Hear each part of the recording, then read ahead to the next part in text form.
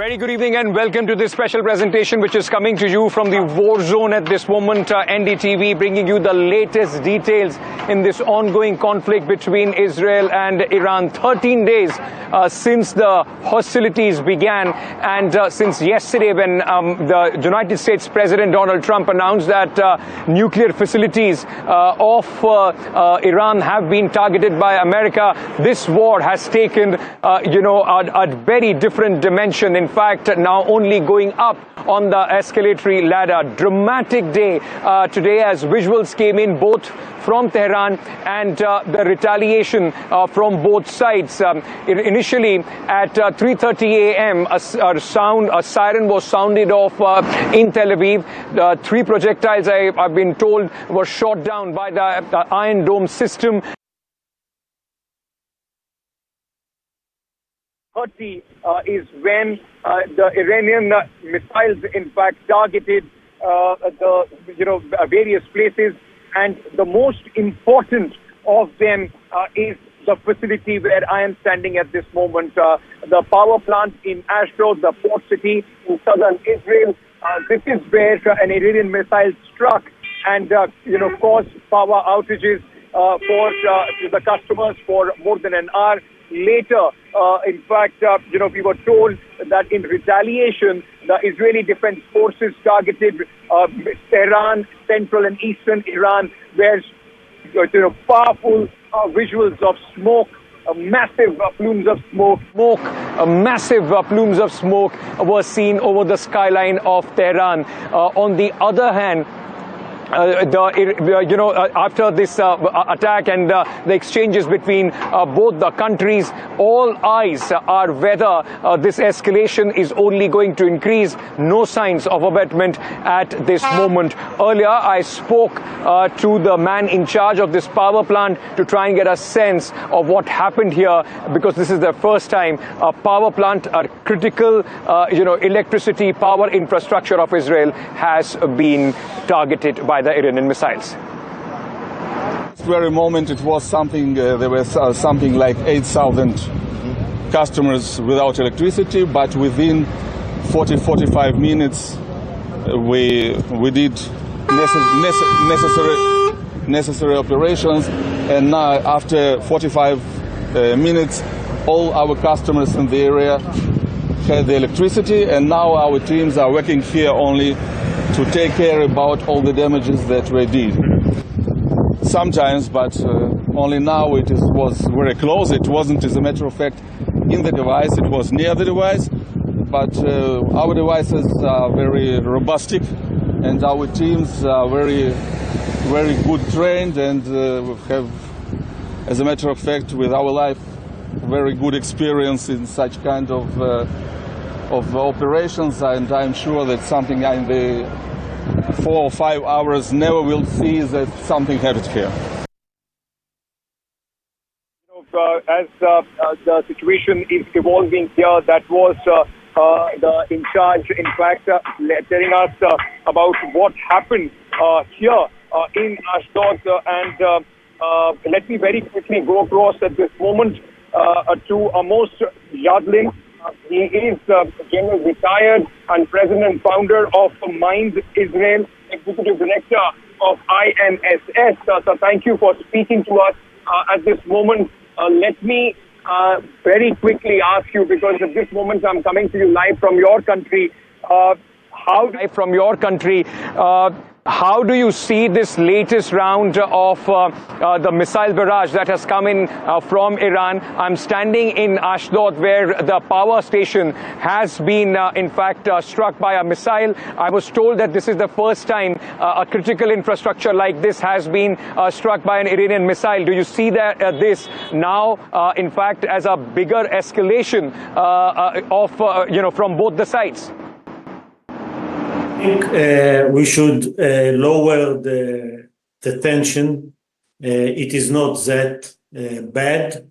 Israel is attacking Iran with 100 more explosive and target that are attacked precisely on a command post of the Iranian regime their oppressive apparatus in Tehran. They are usually firing at civilians, and what happened in Ashdod will lead to retaliation on the electricity and the power grid in Tehran. Israel is standing strong. Israel achieved air superiority over Iran. We can attack every target in Iran. We destroy their nuclear program. We are now coping with the ballistic missiles, but the graph of the ballistic missiles that are fired at Israel are going down dramatically in the last 8 days. And if Iran will choose to continue the war, I think what we can inflict on them, as I say, 10 or 100 times more than they can inflict on us. We intercepted 99% of the drones. We will intercept many of the ballistic missiles. We have the best missile defense in the world.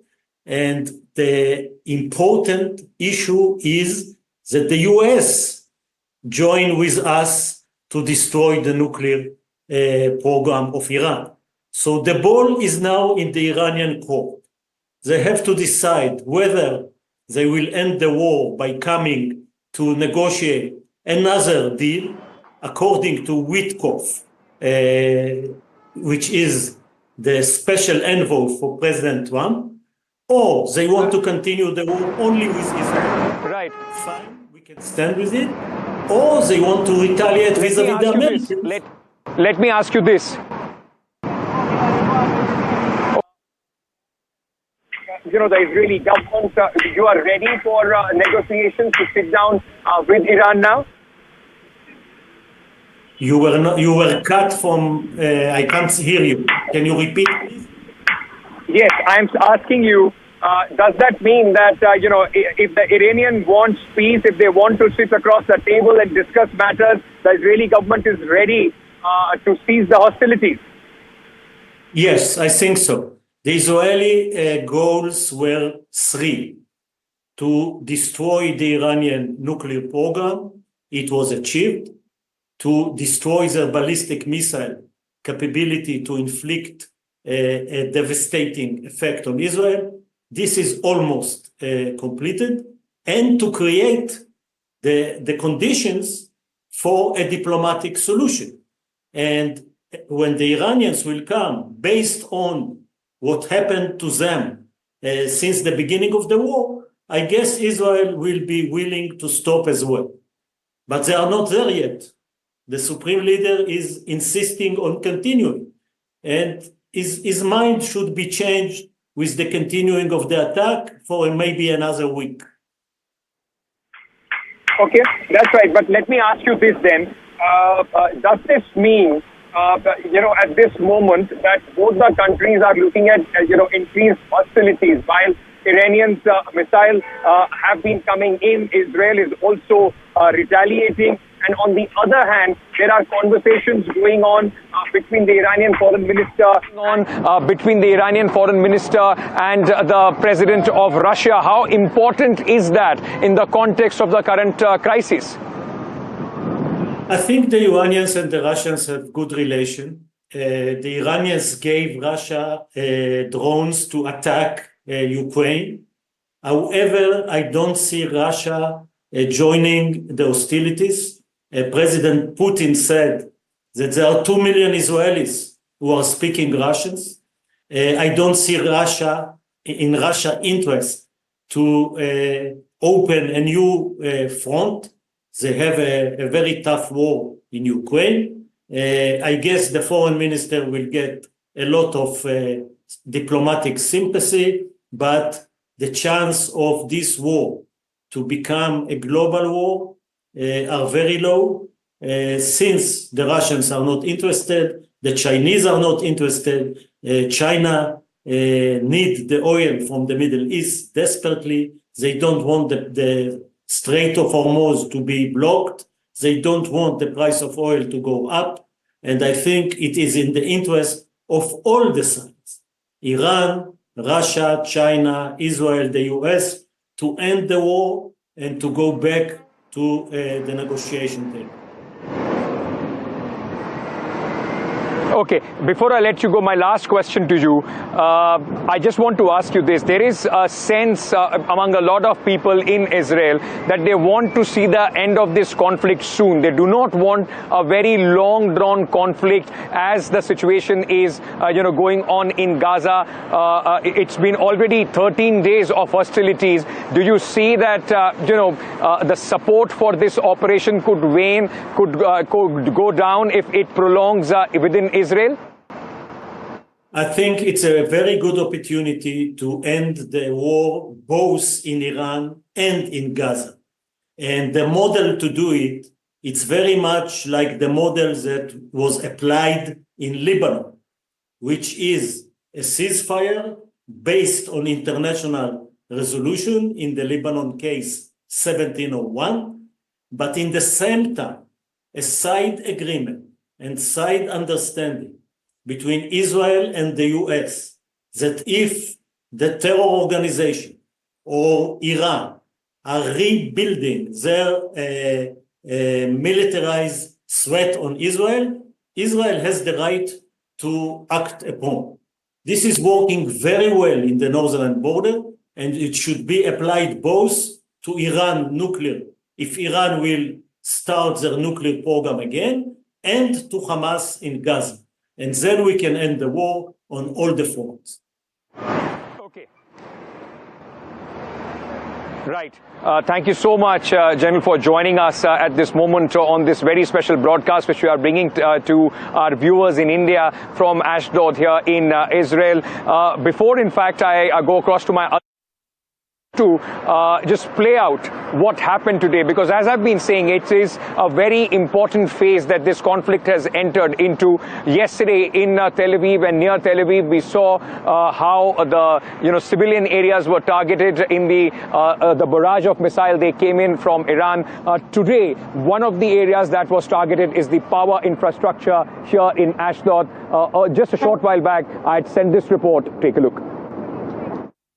And a power infrastructure has been hit in the ongoing crisis with Iran. And the one, he was in fact saying that in the after first 45 minutes, as well, about 8,000 customers were impacted by the power outage. And within 45 minutes, they were at least able to restore some, part of the electricity. And now at this moment, all their customers are getting electricity. And in the next 4 to 5 hours, as per them, if you come here, you would probably find no signs of this kind of a strike. They also said that the missile did not hit the critical part of the power generation here at this plant. It was largely at the periphery on the boundary wall and around that area where the damage took place. And now at this moment, workers are doing their best to restore this entire infrastructure.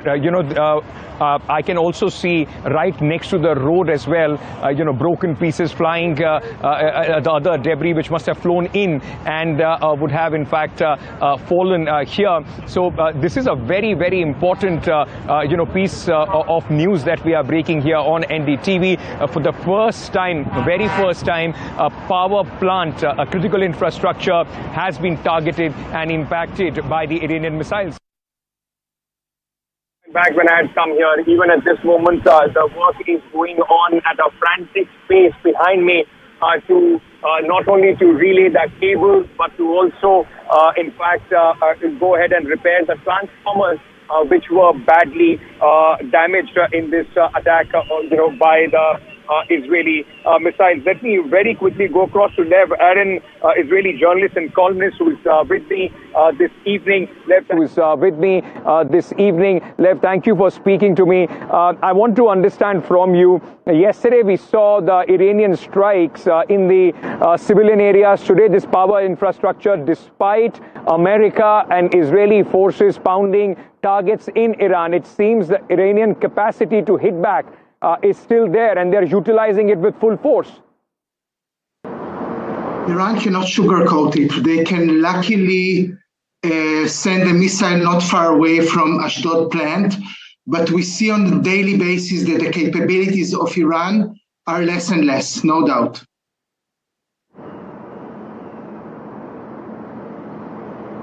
So is this a game of attrition till the time Iran is in a position where it almost runs out? And mind you, it has a very big arsenal as far as ballistic missiles are concerned. So is the game, really is to try and minimize that capacity? They are using it. Their stores are being depleted. Their critical infrastructure is being hit. So is this the game of attrition that Israel is playing with Iran? Israel is not like India. Israel does not decide alone when this war ends. So Israel is, let's say, a second fiddle in this war, is also waiting for America. I guess that once the Iranians will offer Trump something more realistic, we will see this war ends, maybe here, maybe also in Gaza. Lev, what's the sense also among the people? Do you believe that the longer this conflict goes, because it's already been 13 days, it will lose 13 days? It will lose support among the people. They do not want to be, the people of Israel would not want to, in fact, be drawn in a long war like what's happening in Gaza without a clear end game. Unlike Gaza, where we see like Desi domestic feuds about the war between left and right, as far as the Iran conflict is concerned, there is a full consensus in Israel that the existence of Israel depends on good results of this war. So on one hand, all Israelis are fed up with this war. Nobody wanted this war. On the other hand, we as Israelis, we don't even understand why Iran, which is so far away from Israel, is, so concentrated on the destruction of Israel. So I guess we are all waiting for a good deal between America and Iran, and then we will see this war ending.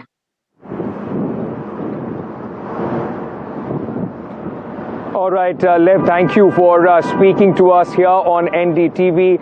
Very, very important to try and get you all the voices, from across spectrums to try and understand where this war is going at this moment. Like I said, I am at this location. We were the first Indian television network to reach here when, just a couple of hours after the strike took place. And I spoke to the in charge of this facility to try and understand how important is this facility and what is going to be the impact on the people around this who are dependent for electricity on this facility.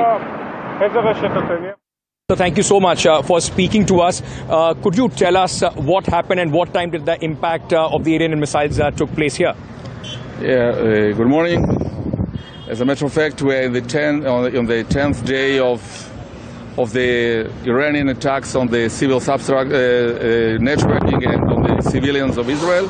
And as every day we see such damages, and today morning, something like 10:30, one Iranian missile failed near our facility. Ours, that means Israel Electric Company. We're the company that supply the electricity to the civilians of Israel and to the Israel network. It takes in our dispatch center something like 10 minutes to understand what's going on. And immediately after this, we sent here our teams to understand what is the damage. In the first very moment, it was there was something like 8,000 customers that were disconnected from the network. 8,000. 8,000 civilian homes. Yeah, civilian homes. But in the next 40-45 minutes, we connect them from our other facility. Israel Electric Company network is very, very strong, is very robust, and we are very good experienced in such kind of operations, and less than 1 hour of our customers were connected back. Is this the first time that the Iranian missiles have been able to penetrate and hit a facility like this, a power facility in Israel? No, it's not the first time. They do their best, but we also do our best, and as you see, even during the last 10 days that it was Israel was permanently attacked, we don't have any big outages and disconnections of the population. We are here, our teams are here, they are very good trained, very good experienced, and I also would like to say the brave. And immediately when it's possible from the military point of view, our teams arrived to our substations, to the site, and do all repairing works, and I'm sure that until the evening everything will be completely repaired. What kind of work is going on as we see behind us? I mean, there are some transformers work going on. So what kind of work is going on at this moment? Yes, as you say, some transformers were damaged, some cables were damaged, and we know what to do in such kind of situation, and in such situations, even more severe situation, and all these works will be completed in the next hours. All right, so Ankit there getting us all that live coverage. Remember, NDTV, the only Indian channel there to be in the epicenter of all that action. Without wasting time, I want to welcome on the broadcast Syed Akif Zaidi, who's a research scholar at the Al Mustafa International University. Syed, thank you so much for your time and for speaking to us on NDTV. When you look at what has happened so far, what is your assessment of how volatile the situation today looks like?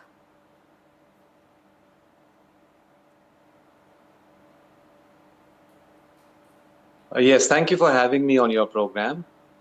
Yes, I believe that because of, at first, the unprovoked Israeli attack on the 13th of June, and following that, the American attack yesterday on Iran's nuclear facilities, the world has now been moved into a new phase. We were witnessing a collapsing of the world order even before these attacks took place. We were seeing the ineffectiveness of the United Nations and the other existing mechanisms to stop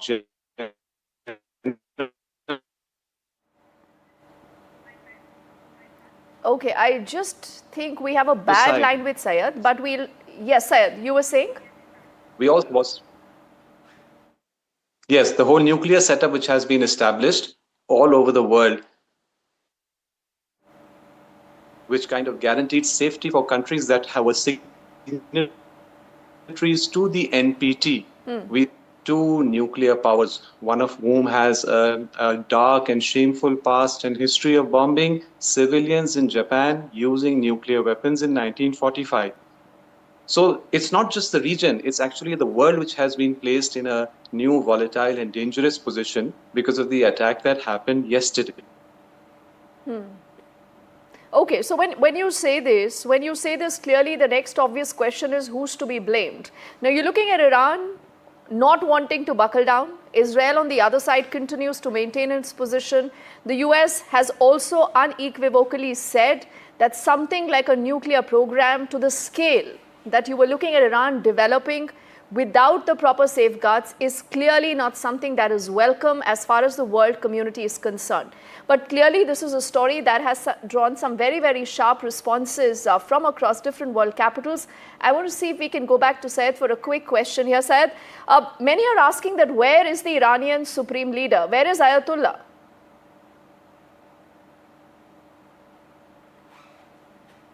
Well, I obviously personally have no information about where he is or any of the other commanders. I'm sure that they are at their desks doing their work at this point in time. But coming back to an earlier comment that you had just made, I think it's important to keep in mind that there is no question of who is to blame in this regard. It is very clear there was an unprovoked attack on the 13th of June by Israel, followed up by an unprovoked and very, very dangerous attack by America yesterday. So as many, many countries all over the world have had the clarity and courage to say the blame for making this situation so dangerous and volatile lies clearly at the door of those who have initiated these attacks. I think we can be clear-headed about this. We don't have to pretend that there is everything that we're talking about is covered by the fog of war.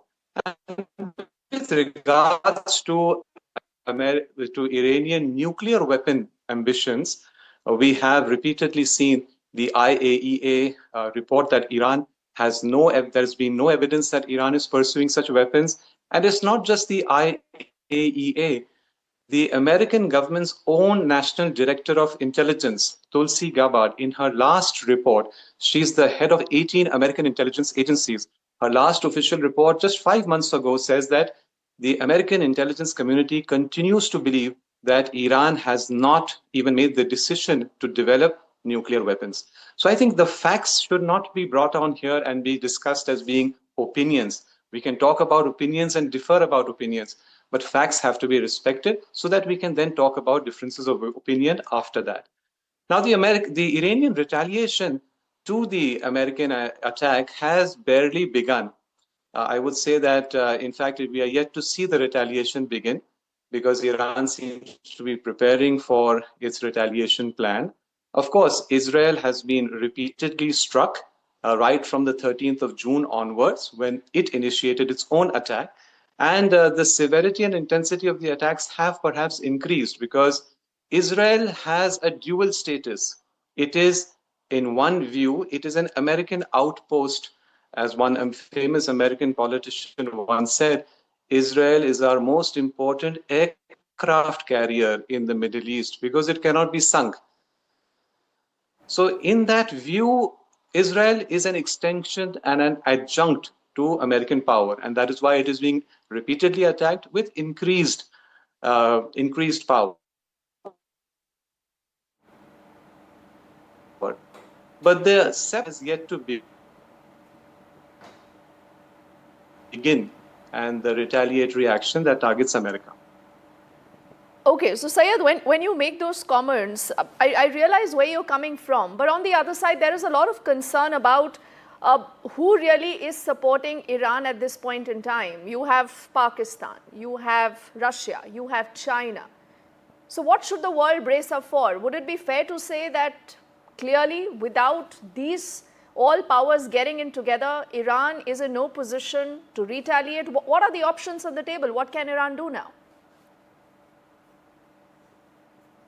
Iran has been preparing for this war for decades now, and it has gamed every single possibility. And this is no secret. Iran's military and political leaders have been saying this for decades, that we are preparing ourselves, we are prepared. And therefore, I would like to add 2 points. One is that Iran at this point has no need for anyone else to come to their military assistance. Just 3 or 4 days back, in the Russian media, we saw an interview published where the Russian president was asked whether they will be coming to the military assistance of Iran. And he said that they will not. And that's because Russia and Iran have no military agreement. And he added that a few years ago, we broached the topic of defense and military cooperation with Iran, but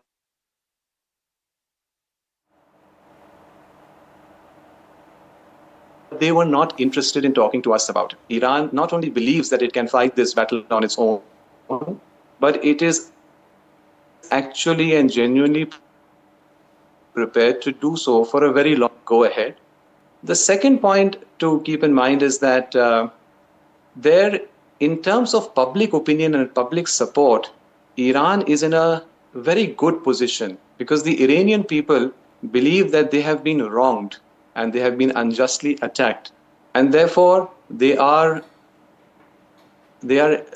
keen to fight till their honor is restored and the attacking powers are forced to back down and forced to apologize. And Iran has a long menu and has always announced that we have a very long menu of options which we can attack. For example, it has mentioned repeatedly the Straits of Hormuz, the multiple American military bases that exist in this region in various countries like Qatar, Bahrain, Kuwait, the UAE as well, Iraq, Syria, many other countries surrounding Iran have American military bases and many other strategic assets. And Iran has repeatedly said that all of these can be attacked. But I don't think that Iran will suddenly attack all of them altogether. I believe that Iran will approach this as it has always done so, in a logical and step-by-step fashion, and proceed with its escalatory attacks till America comes back to the negotiation table suitably chastised and willing to talk and negotiate in good spirit and good faith. Okay, so you believe that there is going to be a negotiation at the end, but how does that happen, on basically what premise, is still not clear. But Syed, thank you so much for your time and perspective. In fact, that's a voice that's coming in from Iran. And this is happening, remember, on the same day that you have seen a dramatic escalation again by Iran. On your screens are different images that we've captured, and this is the exact moment where you had a plant that was hit. Why? Because there was this missile that came in from Iran. These are images from Israel. Now, this is a city called Ashdod, and the only Indian channel to be present there, getting you the aftermath and getting you the voices, is our colleague Ankit Tyagi from Ashdod. There is a lot of wind where I'm standing.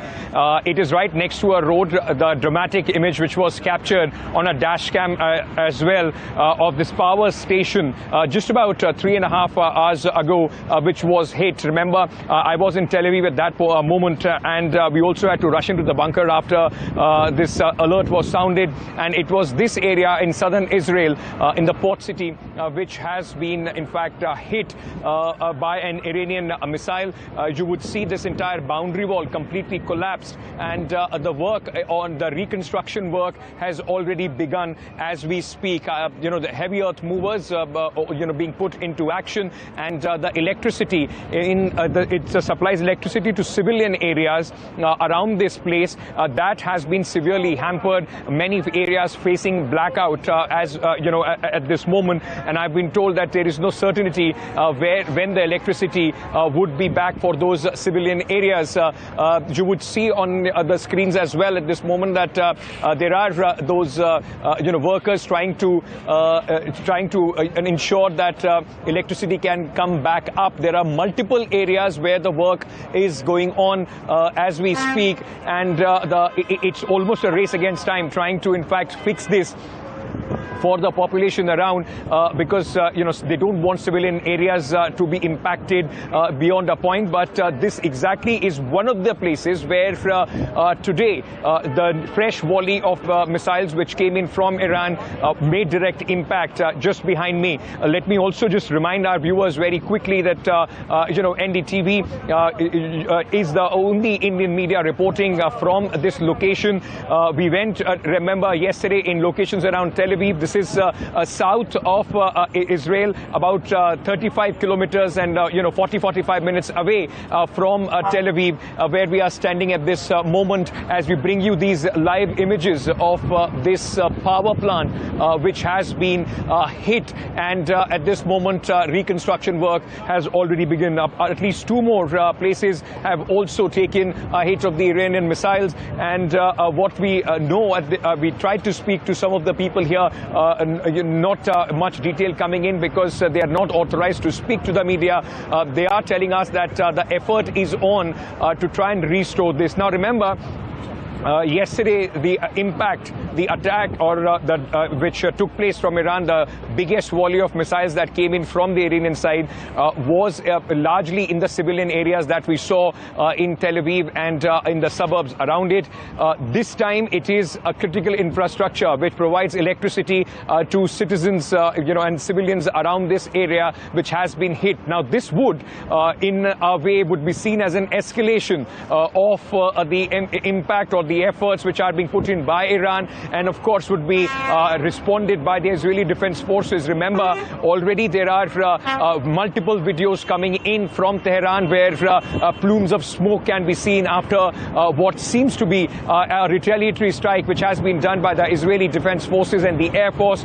We also know that certain critical infrastructure in Iran, in central and eastern part of the country, have been hit, and post that this kind of impact that we are seeing here in Israel are only going to make the situation spiral further on the escalatory ladder as we speak. So, where I'm standing, in fact, right on the side of the road, the impact was so big that I can see a lot of debris just strewn around me as well. I will just show you how the broken, parts of the debris which came possibly from the wall that you see, half broken. This is where the impact is. Almost came down to the road, and we are also seeing, greater sort of, impact as well. It happened around 10:30 a.m. Local time. And it went on for at least this part of Israel. For the southern part of Israel, there were constant alerts and air raid sirens that went on for quite some time, for at least 15 to 20 minutes, though in Tel Aviv, the impact was for just a few minutes. But on your screens, we are showing you first images of the power station, a critical infrastructure here in Israel, southern Israel, which has been hit by the Iranian missiles. What I'll try and do, I can just see that there is some sort of, there's some briefing which is going on. I will try and see if I can capture some audio and give you guys a sense of what we are hearing at this moment.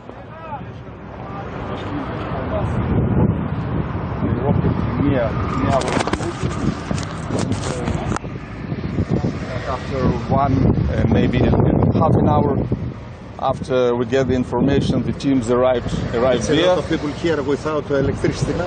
No, in the first very moment, it was something. There was something like 8,000 customers without electricity, but within 40-45 minutes, we did necessary operations, and now after 45 minutes, all our customers in the area had the electricity, and now our teams are working here only to take care about all the damages that we did. But it's the first time that we see an energy infrastructure being targeted by Iran in this war, right? Yeah, as a matter of fact, they tried sometimes, but only now it was very close. It wasn't, as a matter of fact, in the device, it was near the device. But our devices are very robust, and our teams are very, very good trained, and have, as a matter of fact, with our life, very good experience in such kind of operations. And I'm sure that something in the 4 or 5 hours never will see that something happened here. Thank you very much. Thank you.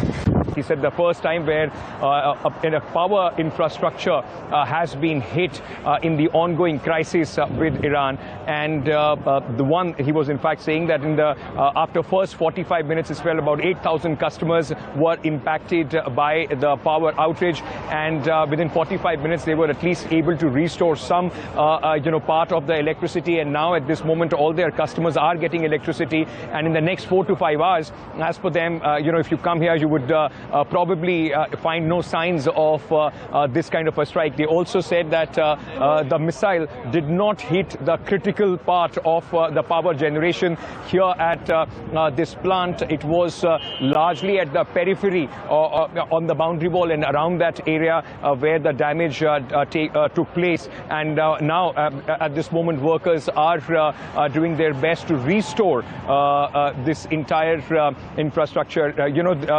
I can also see right next to the road as well, broken pieces flying, the other debris which must have flown in and would have in fact fallen here. So this is a very, very important, piece of news that we are breaking here on NDTV. For the first time, very first time, a power plant, a critical infrastructure has been targeted and impacted by the Iranian missiles.